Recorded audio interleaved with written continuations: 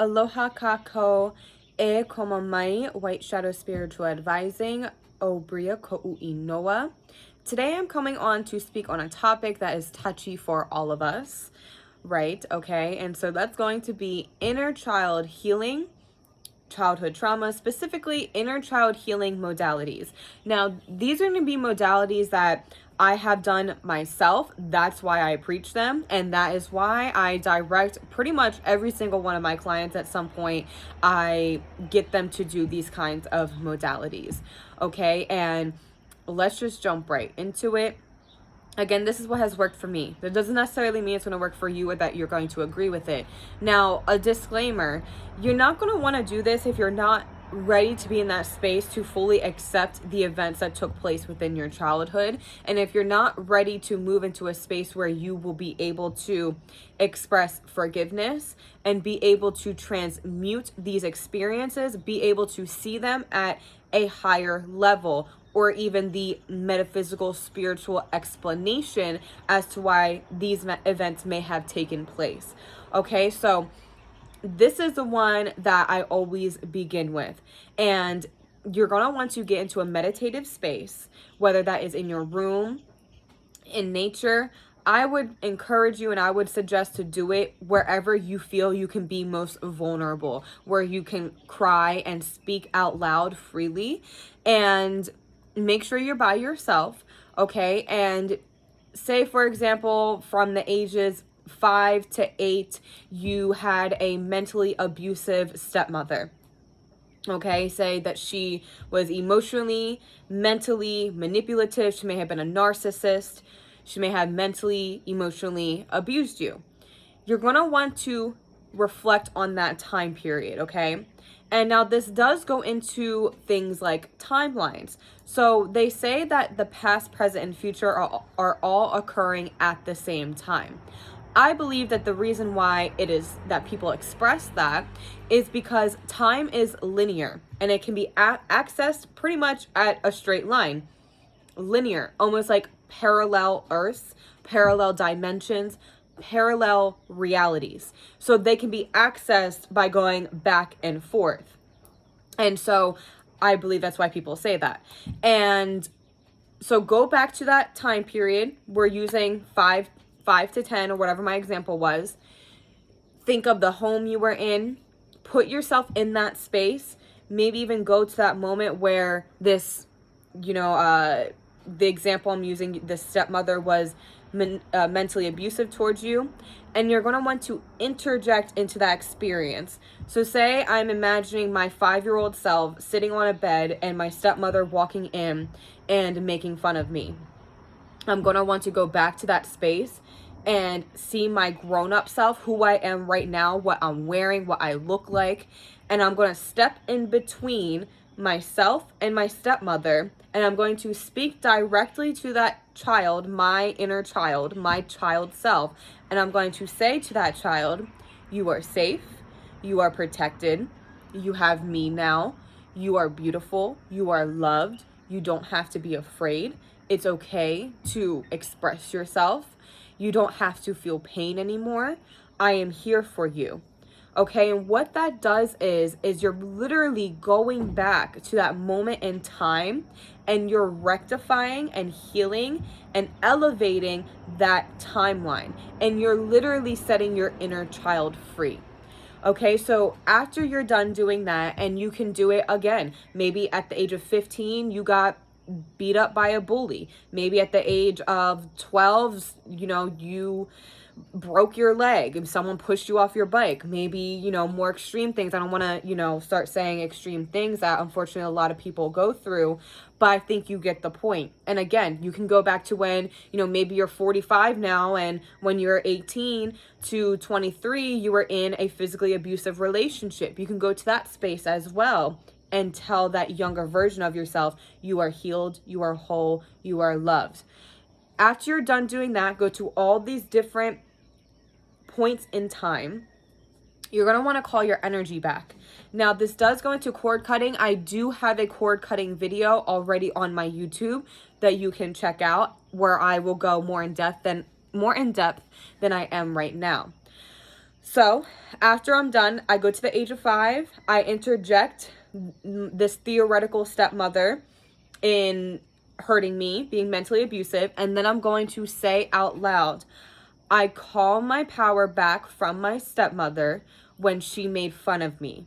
I call my energy back from my stepmother from when she called me a loser. I call my power back from my narcissistic stepmother.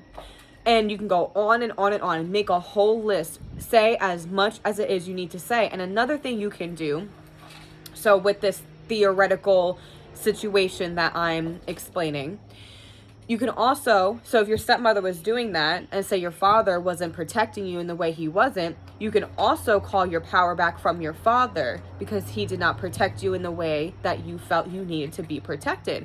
So for example, I call my power back from my father for not being there for me in the way that I needed him to be. And you can, if there's other adults around that you feel let you down or whatever was going on, call your power back from that as well. All right. So then that can also go into cord cutting.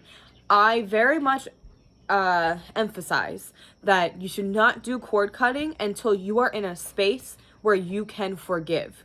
All right. That is extremely, extremely important because if you are in a space of resentment or guilt, shame towards whatever happened to you, that forgiveness is not going to heal you in the extent that it should. And it can also kind of create a ripple effect. You don't want that. So keep doing that modality until you can get to a space of forgiveness and acceptance, and then move forward towards the cord cutting. I would encourage you to go look at my cord cutting video once you get to that space so I don't keep wasting time saying something I've already said. Okay, so I have a little list here. That's why I keep looking down. So another thing that's extremely healing. Now, what I just said is what you should be doing first, in my opinion.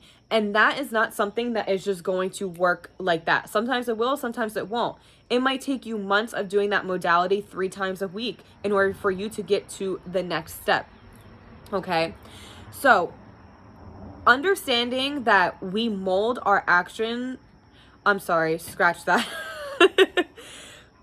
Molding your actions to direct healing towards your inner child. Now, what do I mean by that? At first, I confused myself. What I mean by that is, as you move forward in your life, and sadly the way this society is set up is to disconnect us from our inner child and to kind of like bury our childhood experiences to where we don't have to go there, or we can just push it to the side. There's a lot about the inner child that gets lost in the sauce as we get older because of these societal structures. So what I mean by molding your actions to direct healing towards your inner child. For example, what are you doing with your life? What are you putting your energy towards? And would that make your inner child elated? Are you walking a path that your inner child, or that 5-year-old little girl that was being abused, that 10-year-old girl that was being bullied, would she feel inspired by your present path? Is your path, your actions, your intentions, and what you're placing your energy towards in alignment with your inner child and what your inner child needed from the people around him or her that they didn't get? And are you moving in a way that can bring forth healing towards those challenging experiences? I want you to reflect on that. Maybe write it down. Write down, what are my intentions presently? Write all of that down. Then ask yourself, would my inner child be satisfied or be proud of these intentions? Am I working in a way that is fulfilling a childhood dream? People think it's so stupid, right? Society tells us it's stupid. Oh, you just wanted to be a singer when you were a kid. That every kid wants to be a singer. Okay, maybe it's true, but that doesn't mean that you can't find a way to fulfill that or bring attention towards that in some sort of aspect, even if that means you're just singing for your friends, or you're writing lyrics, writing poetry, or you decide to write a book, you decide to become a songwriter. This is extremely, extremely important. And, actually, I was lucky enough to go to a university. I went to Full Sail University, where they literally taught us a class on how to utilize your marketing skills in alignment with the connection to your inner child. I think that that is a major recipe for success. Okay, so the next thing, getting familiar with your trauma responses. Now, just because, here's the thing. Sometimes I hear people say, oh, my boyfriend doesn't have childhood traumas, or I don't know, my childhood wasn't that bad.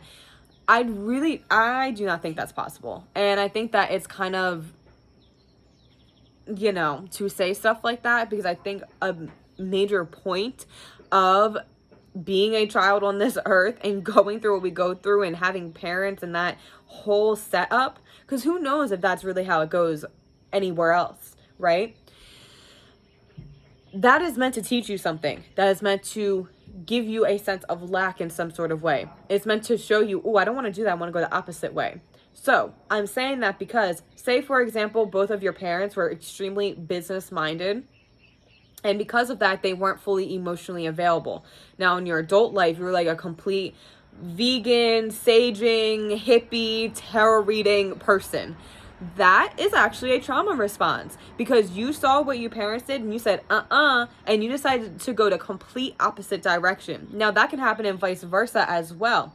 That doesn't mean that you need to necessarily change that action, but to take a look at it and to understand where it came from. Now, of course, those are those extreme cases. Maybe your father walked out on you and your mother when you were 7 years old. So now you have abandonment issues. Maybe you have anger issues because no one was around to protect you. Maybe you have intimacy issues.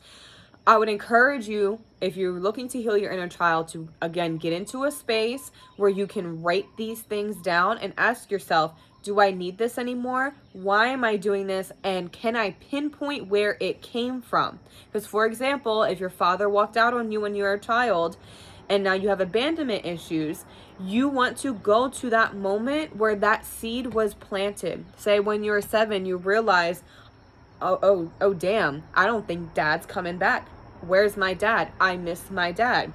That's where that seed was planted. So we need to extract that seed and literally get into a meditative state. Like I was saying, go to the time that that seed was planted and imagine a big hand coming down and pulling that seed out of your inner child, out of the ground, however it is you want to see it. And imagine that seed being washed clean and being handed over to our Creator's light. And then ask yourself, how can I step away from expressing these abandonment issues?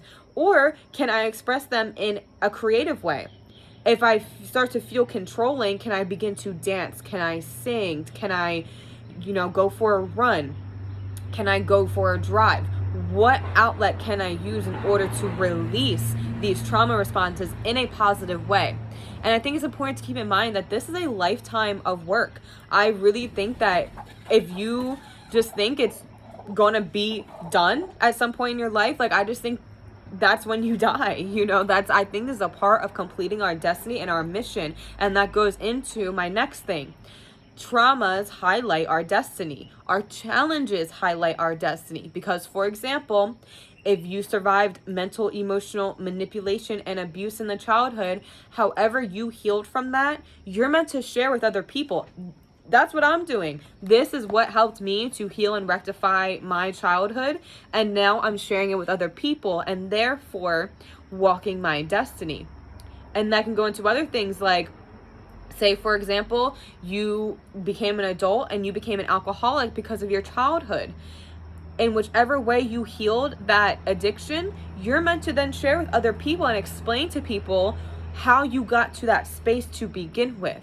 This is extremely, extremely important. And I think that a really good way to accept whatever took place in our childhood is to see, now that I've recovered and I've forgave and I did what I needed to do, I did these modalities, I can now share that with the people around me. And then when I have children, I can help them move through their childhood in a much more positive way than I was taught. This is what it takes to heal karmic cycles, and especially to heal generational curses. And I just want to emphasize one more time, independence, that can be a trauma response. Being too carefree, that can be a trauma response. A trauma response doesn't always necessarily mean that it's negative or overly detrimental to your path.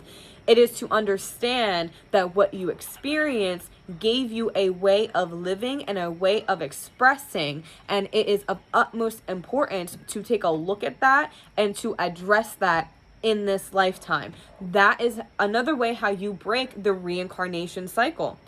They say Earth is a school. I do believe that to an extent. And I think that this is a major part of that schooling we, kind of come here to experience. Understanding on a deeper level where your perspectives and expectations come from. Now, something that I see pretty frequently, I have clients where they'll say, in my childhood, my parents wanted me to act this way and be this way. They wanted me to become a doctor, blah, blah, blah. And then they grow up as an adult and they might step away from that a little bit, but they don't fully realize or see how they're still molding their path towards what was projected on them in childhood. Like, say, for example, your parents wanted you to become a doctor. Maybe you didn't become a doctor because they wanted you to, and you stepped away in that aspect. But maybe the schooling, the way of going about your career, the type of field that you're in, maybe that is coming from the expectations of your family. Maybe you are walking a path holding expectations for yourself that are not even your own. And that's something that I think is really important to take a look at as well. And that can go into other things like, I need to be strong, I need to be independent, I need to be vocal. You were taught that at some point. Someone either told it to you or you utilize that in order to get through something or as an expression because you weren't sure of any other way. Again, that doesn't necessarily mean that it's negative, but it does mean that you got it from somewhere, and that is where we want to take a look at. Okay, so it is to understand that our childhoods mold our whole entire lives, positive, negative, and in between. And I do feel that in order to heal the negative, what was challenging to us, we have to also understand where the positive or the in-between came from as well. Okay, so I think I'm going to leave that there. And I'm going to do another childhood or inner child healing modality video at some other point. And yeah, I hope you all enjoyed this. If you have any questions, comments, or concerns, feel free to let me know below. Aloha.